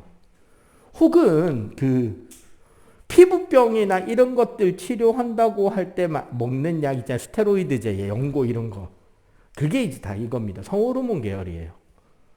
그래서 이제 약 같은 거 그런 것들은 이제 정확하게 의사 진단에 의해서 소량만 해야 되고 남성 같은 경우 이제 발모제도, 보통 피부병도 이런 식으로 이제 치료를 받잖아요. 그리고 이제 요게 근육 한때 김종국이 이제 유튜브 시작할 초반에 외국인 어떤 한 약쟁이 헬스 트레이너 때문에 이제 전 세계적으로 김종국이 이슈가 됐던 내추럴이냐 로이더냐, 약 발고 만든 근육이냐 생으로 만든 근육이냐 논란, 그게 이제 전부 다 이쪽 거랑 관련이 있는 거예요. 선생님 동갑내기 격투기 선수였던 최홍만 같은 경우는 뇌하수체에 종양이 생겨서 생장 호르몬하고 남성 호르몬 스테로이드가 무한 리필되고 있었던 케이스야. 그러니까 진짜 그러면 어떻게 되느냐? 숨만 쉬어도 몸에 근육이 만들어지는 단계. 대신에 그게 이제 나중에 문제가 될 수 있으니까 이제 수술로 떼내고, 그때부터는 옛날만큼의 강력함을 못 보여주죠. 옛날에는 체급이 깡패였고 몸의 체중과 근육량 자체가 워낙에 심했으니까, 키도 그렇고. 근데 그걸 떼고 나니까 이제 몸이 근육이 풀리는 거야. 그거만큼 이제 더 이상 계속 운동을 해야 되는데 그걸 안 했으니까. 야구 선수들 보면은 선수 시절에 약했던 사람들의 몸이 갑자기 막 이래 붙어. 막 온몸이 근육질로 바뀌고 덩치 이래 바뀌고. 이제 그게 이제 약한 거죠. 그 대신에 이제 그런 것들 때문에 나중에 여러 가지 다른 부차적인 문제나 건강상의 문제가 올 수 있긴 한데, 뭐 당장 성적이 돈인 프로스포츠에서는 유혹이 될 수밖에 없는 거죠. 뭐 이 약에 대한 부분은 우리나라 옛날 드라마에서도 이슈가 됐잖아요. 스토브리그라는 야구 드라마에도 약했니 안 했니 하면서 뭐 도핑 파문, 그게 이제 전부 다 이쪽 계열의 호르몬제를 사용하는 겁니다. 됐죠? 자, 그 다음에 핵산. 뒤에 가서 가장 이제 이슈가 될 부분인데요.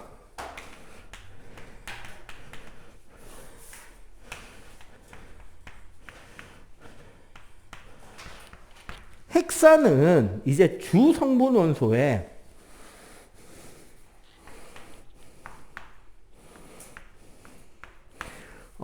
질소하고 인이 들어갑니다. 기본적으로 이 핵산을 우리는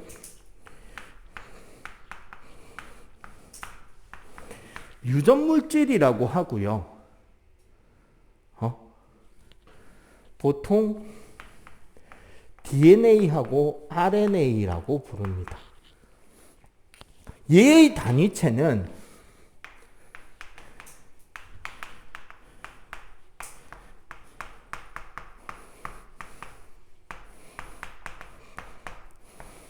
뉴클레오타이드가 되고요. 저절로 지금 색상까지 쭉 넘어가고 있는 겁니다. 기본 구조는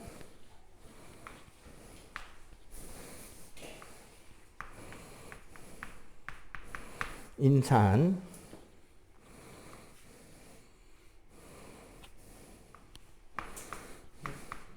당,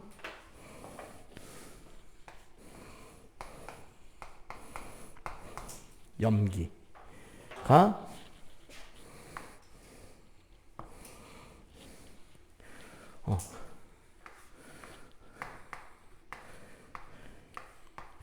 공유결합으로 이루어집니다. 그리고 얘가 이제 이렇게 되는 거야.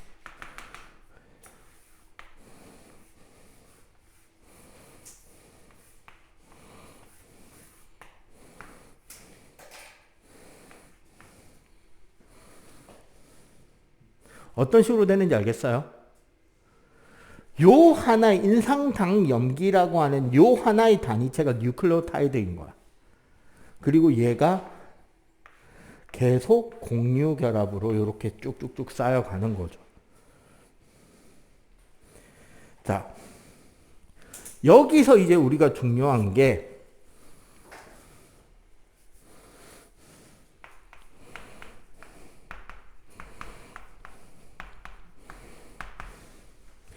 DNA하고 RNA를 구성하는 뉴클레오타이드가 달라요. 자, 첫 번째 우리 당 보통 학교 선생님들이 5탄당이라는 말을 할 겁니다. 5탄당이라는 소리는 뭐다? 탄소가 몇 개짜리? 5개짜리 당인데, DNA는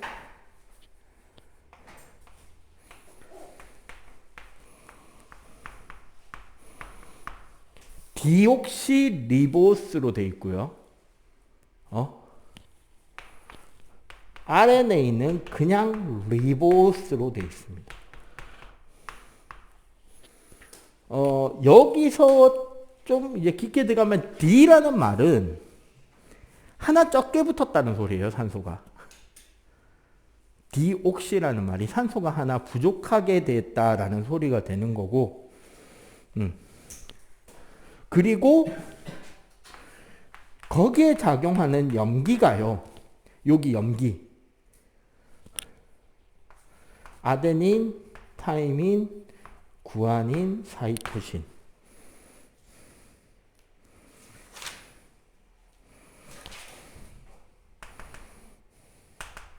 요거 좀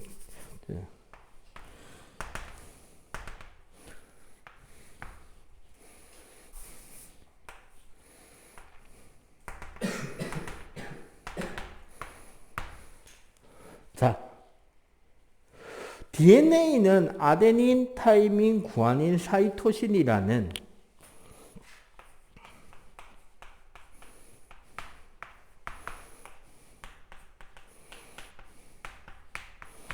타이민 혹은 티민, 여긴 타이민이라고 되어 있네요.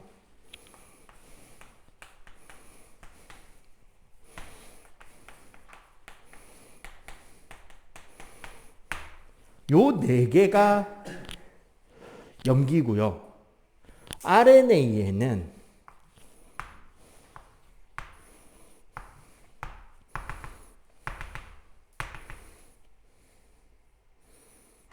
하나가 다르죠. 지금 다른 거 하나가 꽂힙니다. 바로 뭐가 꽂히냐면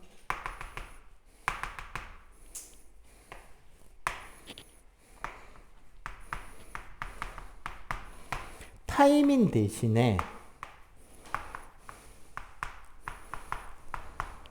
유라실이라고 하는 유로 바뀌어요.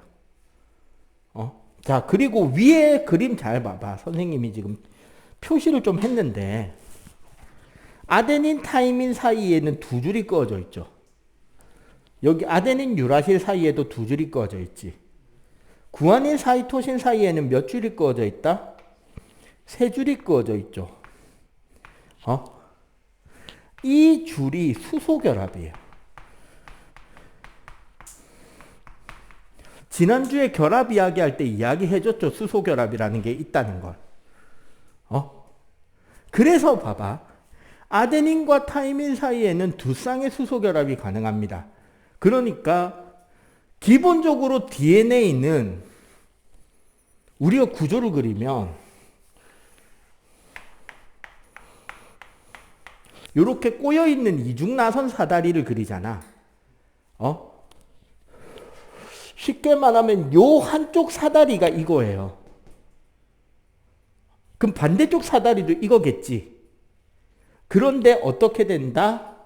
요 구조에서 여기가 아데닌이면 반대쪽은 DNA면 여기는 타이민이 오는 자리가 되는 거야. 무조건. 한쪽이 구아닌이면 한쪽은 사이토신이 와야 돼요. 무조건. 그럼 여기가 사이토신이면 여기는 구아닌. 여기가 타이민이면 여기는 아데닌이 와야 되는 거야. 근데 RNA는 기본적으로 요게 한 가닥이에요. 한 가닥인데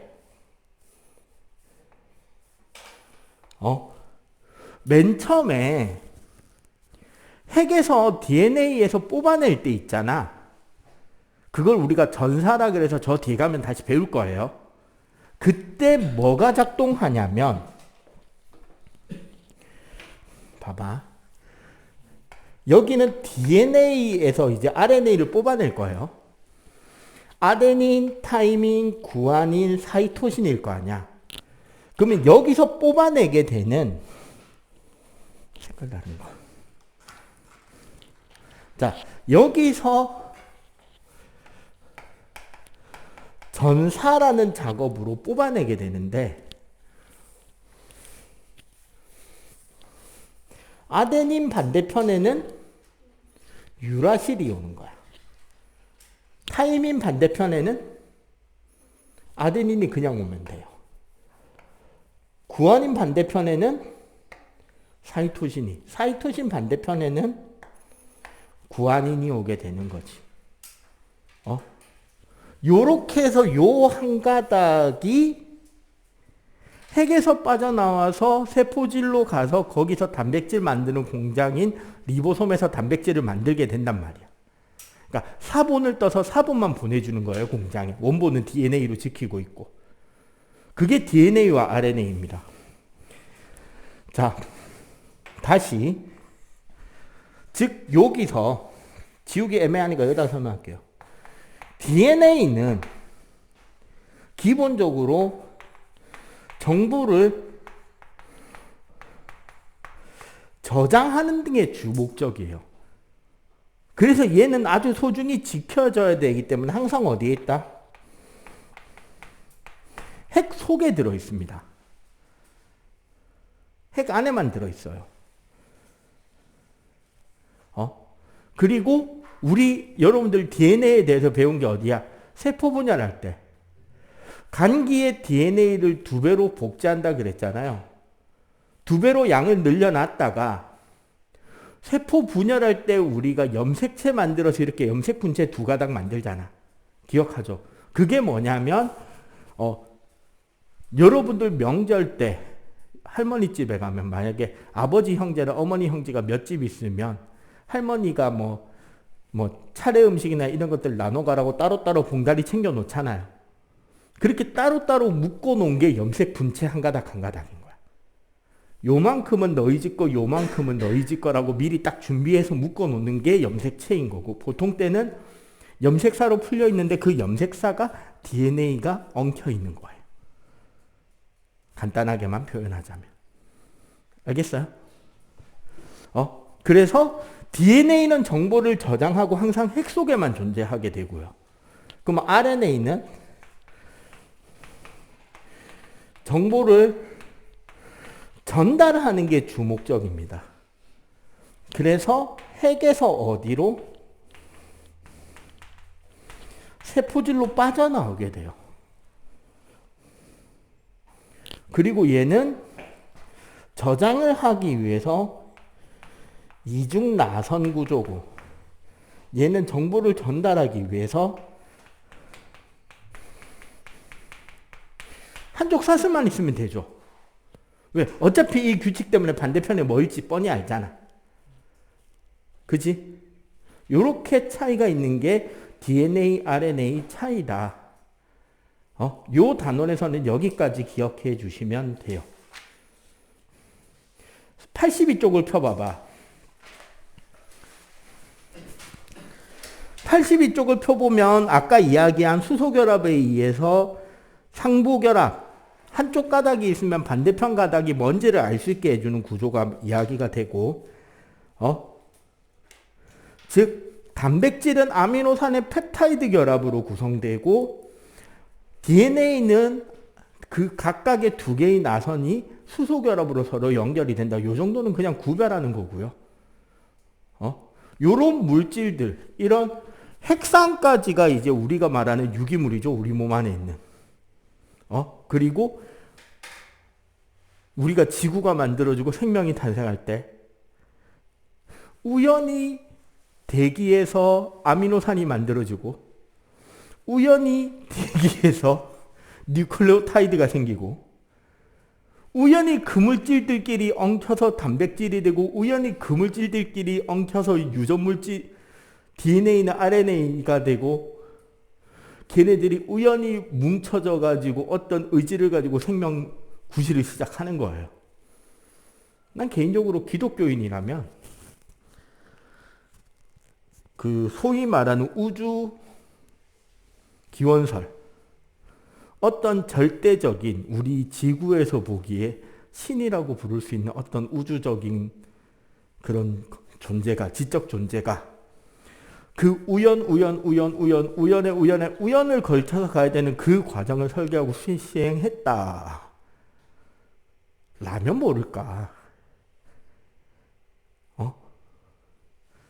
애시당초 뭐 나무도 만들고 풀도 만들고 동물도 만들고 이 모든 거를 다 지금 그 모습 그대로 만들었다. 그건 개소리죠. 창조론에 대한 비판입니다. 아니면 이거 진짜 설명이 힘들어. 공기 중에서 번개 쳐서 아미노산이 만들어졌다고. 그리고 그게 우연하게 단백질로 응축이 될 수도 있어. 그리고 어떻게 우연하게 핵산 비슷한 물질 만들어줄 수 있어. 얘네들이 뭉쳐져서 생명이 돼야 돼. 그 시작 어떻게 이야기할 건데. 그리고 어떻게 걔네들이 자기랑 똑같은 녀석들을 계속 만들겠다는 의지를 가지게 할 건데. 그죠? 근데 생각해보면 이런 거일 것 같기도 해. 야, 로마 시대 때 만약에 순수하게 생짜 기독교적인 입장에서 말할게요. 기독교인이니까 나는. 로마 시대에 절대적인 그런 우주적이고 절대적인 신적 존재가 진짜 이 땅에 와서 그 당시 사람들한테 과학 수업하면 알아들을까요? 그 시대 사람들한테 모아놓고 DNA가 어떻고 RNA가 어떻고 내가 이거 만드는데 이렇게 고생했는데라고 설명해주면 알아듣겠냐고 그 사람들이. 그러니까 대충 얼버무려서 설명한 게 성경이 아닌가. 근데 이제 그때부터 이제 알아들을 시대가 됐는데 거짓된 선지자들은, 거짓된 목사들, 거짓된 종교인들은 2000년 전 이야기하고 있는 거야. 현대 버전으로 설명을 해야 되는데. 그러니까 미국의 이상한 동네에서는 지구가 평평한 판때기라고 이야기를 하지. 지구가 우주의 중심이고 하늘이 돌아야 되고 지구는 판때기고 일식월식은 개가 잡아먹는 거고. 알겠어요? 자, 일단 지금 좀 진도를 급하게 쭉 나갔고요. 아까 설명 좀 덜 한 게 있어서 마저 설명을 할게요. 자, 다시 78쪽으로 좀 돌아와 보시면 물과 무기업류가 있죠. 이건 되게 간단한 겁니다.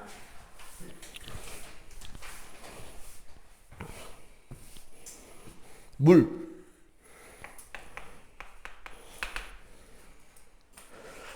자, 물은 어떤 존재죠? 생명체를 구성하는데 물이 차지해야 되는 역할.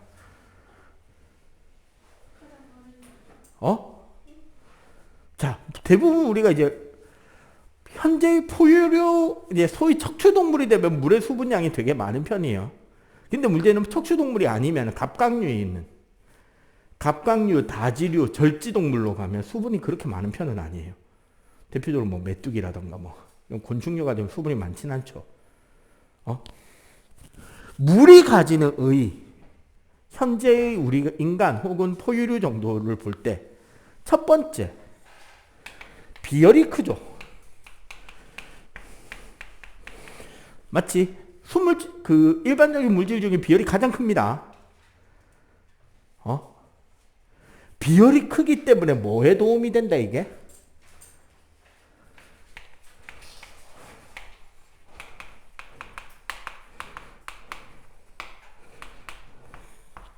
정원동물로서 체온 유지에 큰 도움이 돼요.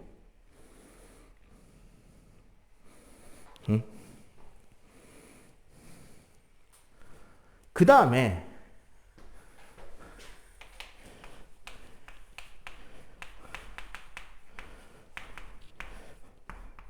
물은 극성 용매로서 상당히 뛰어난 용매죠. 맞지? 그렇기 때문에 뭐가 된다?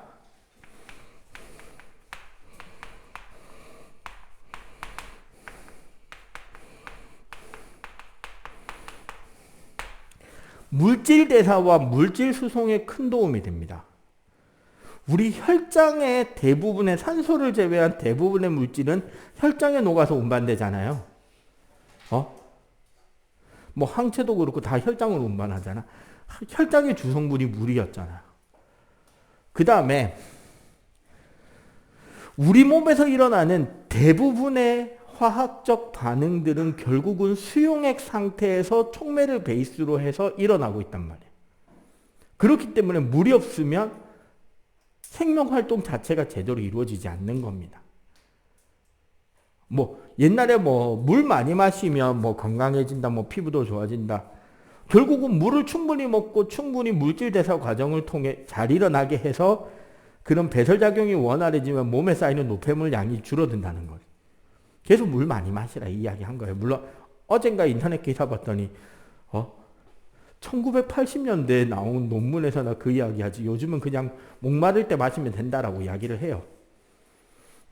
목마를 때라고 이야기해서 이제 언급할 만한 이야기가 있죠. 좀 약간 이야기가 엿들어 새는데 롯데 칠성 음료에서 나오는 음료수 이름이 있죠. 2% 혹은 우리가 2% 부족할 때라고 부르는 음료수가 있죠.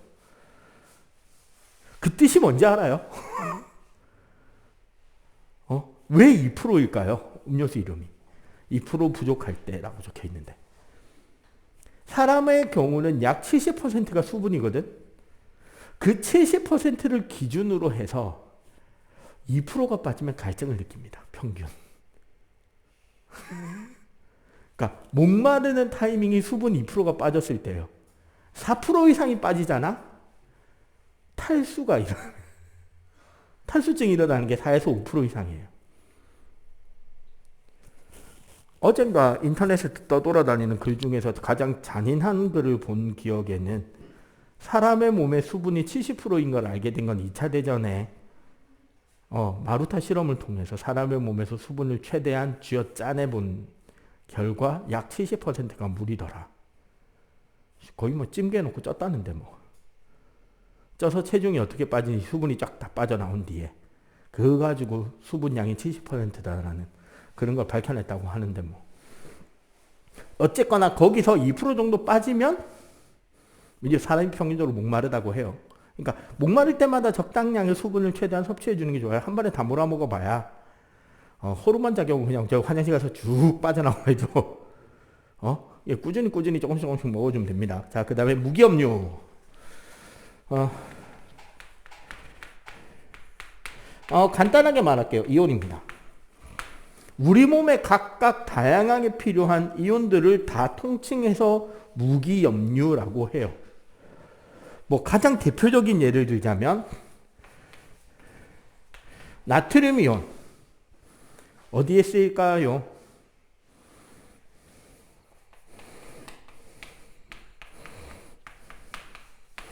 우리 몸의 삼투압 체액 농도 조절에 쓰이는 게 나트륨 이온이에요. 그리고 칼륨 이온, 신경,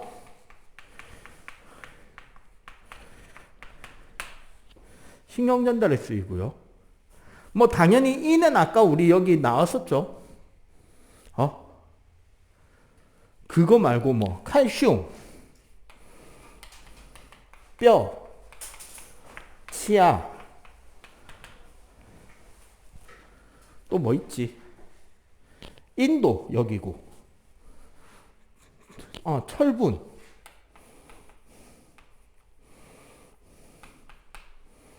헤모글로빈,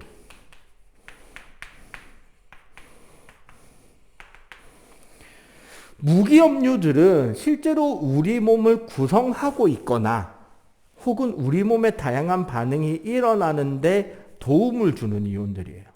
원푸드 다이어트 할 때 살 못 빼고 실패하는 이유 중에 95%는 이 문제입니다.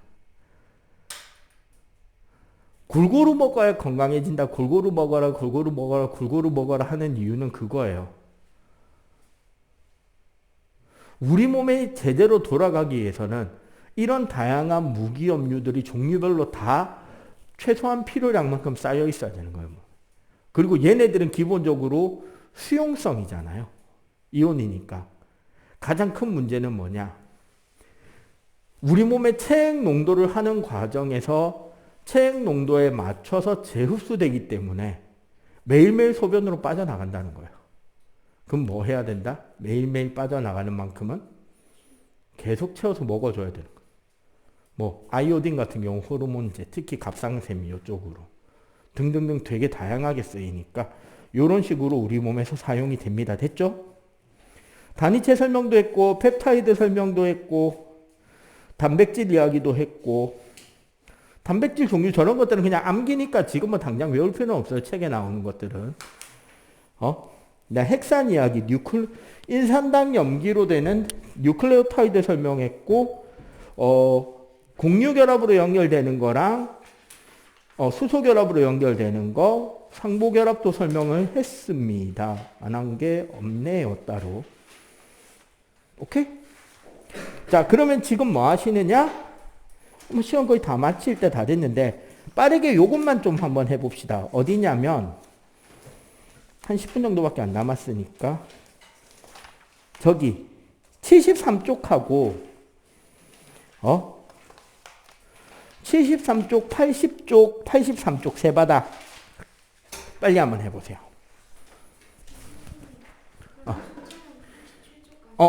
네.